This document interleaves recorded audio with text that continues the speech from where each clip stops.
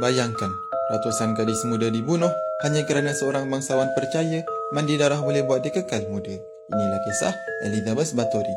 Pada abad ke-16 di Hungary, hidup seorang countess bernama Elizabeth Báthory. Wanita kaya, cantik dan sangat berpengaruh.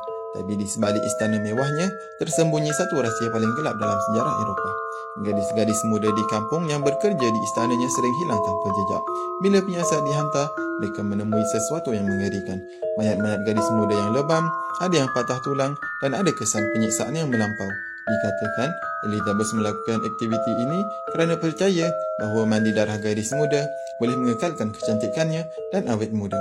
Sebuah laporan mendakwa lebih 600 mangsa diseksa dan dibunuh.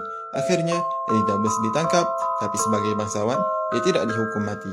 Dia hanya dikurung di dalam bilik istananya sendiri. Temboknya ditutup, hanya tinggal satu lubang kecil untuk makanan. 4 tahun kemudian, dia mati di bilik istananya dan membawa gelaran The Blood Countess.